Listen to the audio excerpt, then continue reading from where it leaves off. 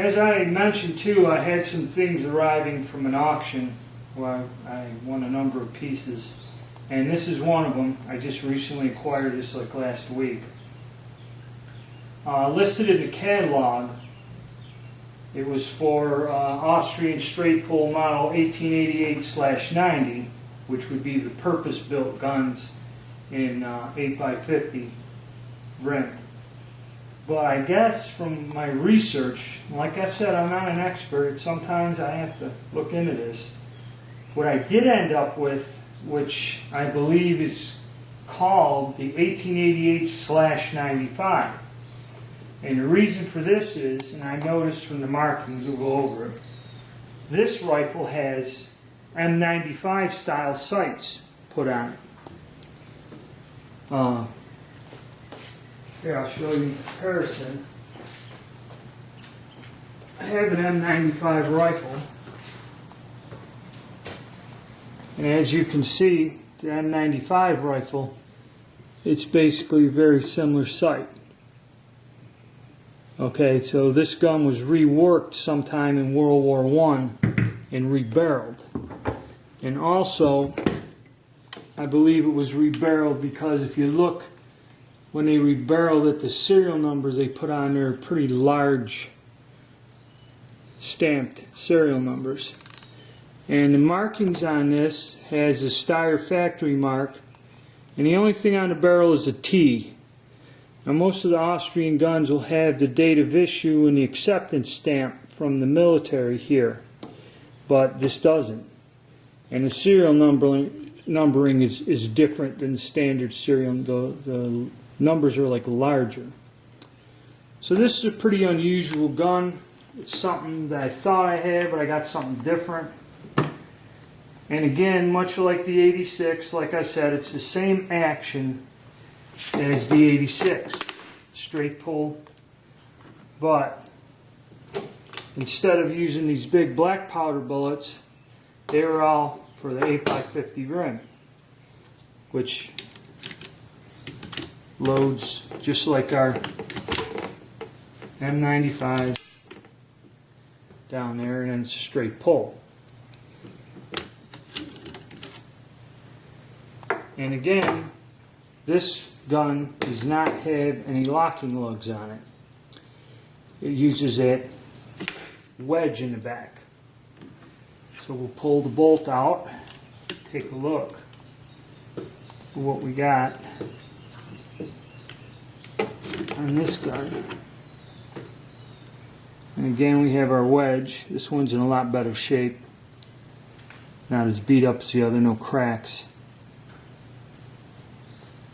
But the same thing, this wedge locks into the receiver, and that's what basically keeps the bolt from flying out of the gun.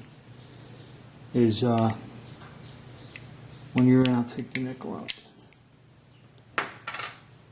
When you're closed, this locks up against somewhere down in the back end of the receiver. You can see the wear usually down in here.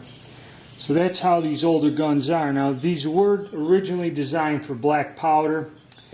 They tried to convert them over to smokeless, and they did fail. They really couldn't stand up to the use over time.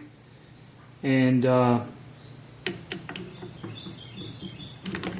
so when shooting these, this one here I'll shoot. This one's a nice enough shape to shoot. I'm going to load some ammo for it, 8x50 rim, but this is not the same type of a gun as, say, the M95. Try to get that.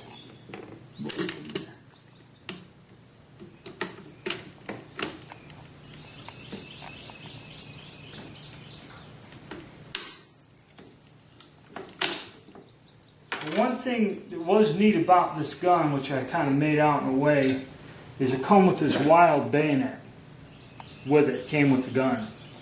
Now it's got a Steyr marked scabbard. It's got a 3R or something on the blade, nothing else, but it's a pretty long bayonet. I thought it was a Verndl bayonet, but it won't fit on the Verndl. It won't fit on the 1886 because most of these were kind of a short knife-like bayonet, but this bayonet fits on this gun. I'm not a bayonet expert. I don't know, but it goes on there. So that was a little bonus with this deal.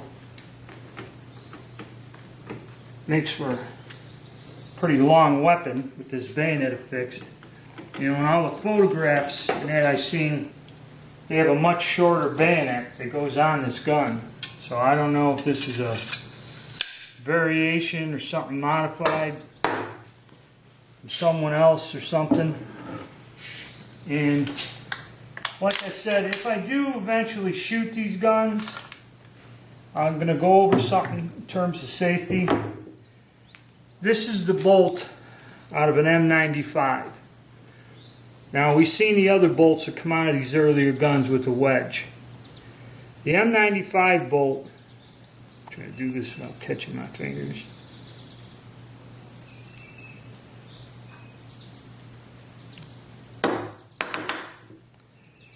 Well, it locks with lugs, these two lugs here. The M95 locks up like a bolt-action rifle. These two lugs lock into the receiver like you would have on a bolt-action rifle. Where the other guns have that wedge. Side by side. There is no locking lugs, just the wedge. And this is the one out of the 86. And you can see the wedges. This wedge is worn. This gun's been shot.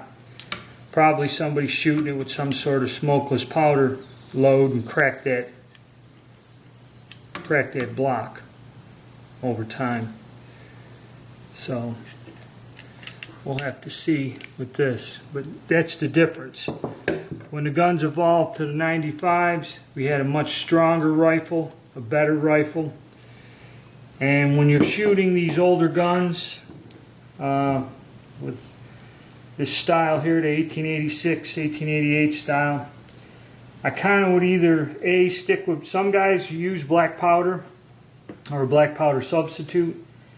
I would kind of stick with a very light cast bullet load with smokeless, something like Unique or something was real. I had some good results, and I'm gonna load some cast loads for this rifle. Maybe get out and shoot it soon.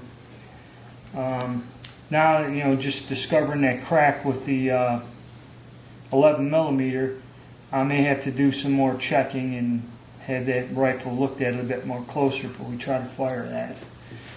But this one here looks pretty good, and I think we're going to give this a whirl. It's going to be fun to shoot, so we'll get one of these out and put some rounds through it. Okay.